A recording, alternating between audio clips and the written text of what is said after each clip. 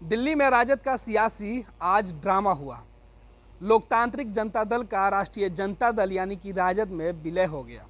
शरद यादव ने अपनी पार्टी का विलय किया, लेकिन सबसे दिलचस्प बात यह है कि जिस पार्टी के वो मेंबर नहीं, उस पार्टी का विलय राष्ट्रीय जनता दल में शरद यादव ने कैसे कर दिया। सियासत को जानने वाले अच्छी तरीके से जानते हैं कि जिस पार्टी का शरद यादव मेंबर नहीं है, उसके लिए दिल्ली में बड़ा जलसा किया गया, उसके विलय के लिए, और अब विलय भी हो गया। दिल्ली में आज लोकतांत्रिक जनता दल का राजद में विलय के बाद शरद यादव ने दावा किया कि देश भर में बीजेपी के खिलाफ विपक्षी एकता की शुरुआत हो गई है। विपक्षी पार्टियों को एकजुट करने के लिए ही उन्होंने अपनी पार्टी का विलय राजद में किया है।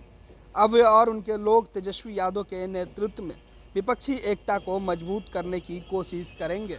शरद यादव ने अपनी पार्टी का विलय तो कराया, लेकिन सवाल यह उठ रहा है कि उनकी पार्टी में था कौन। हकीकत तो यह है कि शरद यादव खुद उस पार्टी यानी लोकतांत्रिक जनता दल में नहीं थे, जिसका विलय उन्होंने राजद में करने का ऐलान किया।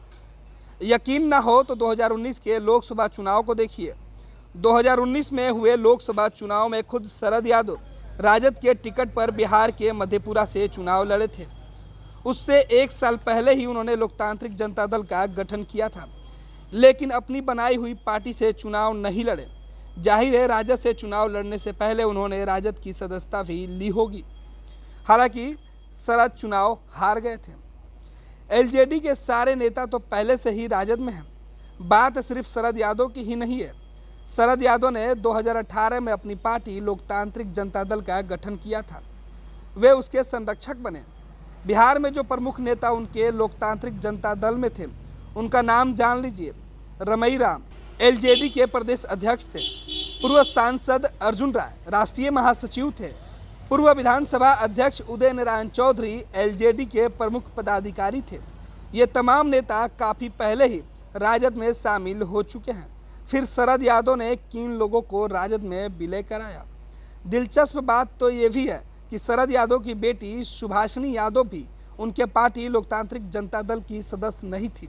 2020 में बिहार में जब विधानसभा का चुनाव हुआ तो सुभाषिनी यादव कांग्रेस के टिकट पर मधेपुरा के बिहारीगंज विधानसभा सीट से चुनाव लड़ी थी। यानी शरद यादव की बेटी भी अपने पिता की पार्टी में नहीं थी। वैसे सुभाषिनी यादव भी विधानसभा चुनाव हार गई थी। बिहार में सियासत करने वालों को वह दौर भी याद है जब शरद यादव राष्ट्रीय राजनीति करते थे और लालू यादव बिहार में उनके कैंप के नेता हुआ करते थे। लेकिन लगातार पार्टियां बदलते हुए शरद यादव अब मुख्यधारा की सियासत से बाहर हो चुके हैं। शरद यादव की तबीयत भी उनका साथ छोड़ चुकी है। चर्चा ये हो रही है कि शरद यादव को राज्यसभा भेजा जाएगा, लेकिन राजद के वरीय नेता ने इसे सिरे से खारिज कर दिया। उनके मुताबिक शरद यादव को राज्यसभा भेजने की चर्चा पूरी तरीके से गलत है। इस साल होने वाले राज्यसभा चुनाव में राजद के हिस्से सिर्फ 2 सीट आएगी। एक सीट लालू परिवार की मीसा भारती के लिए रिजर्व है। मीसा का कार्यकाल इसी साल समाप्त हो रहा है। लालू या तेजस्वी दूसरी सीट भी किसी यादव को देकर अपने पैर पर कुल्हाड़ी क्यों मारेंगे। इस सियासी हकीकत को शरद यादव भी समझ रहे हैं।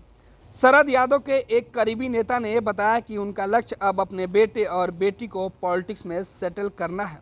विलय का सियासी तमाशा इसीलिए हुआ है कि राजद में शरद यादव के बेटे और बेटी को जगह मिल जाए, लेकिन वह भी संभव हो पाएगा या नहीं, ये वक्त बतलाएगा।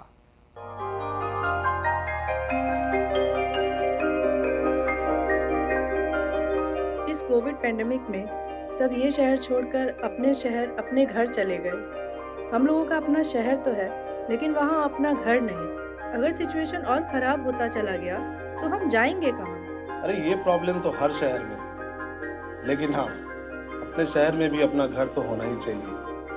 होना चाहिए तो कहाँ है अपना घर? ये है ना, ई होम्स पैनोरमा, पूर्णिया में, अपने शहर में अपना घर। पूर्णिया में पैनोरमा ग्रुप लेकर आए हैं ई होम्स पैनोरमा। बड़ा घर, आलीशान जिंदगी और अत्याधुनिक सुविधाओं के संग। E Homes Panorama, luxurious lifestyle redefined.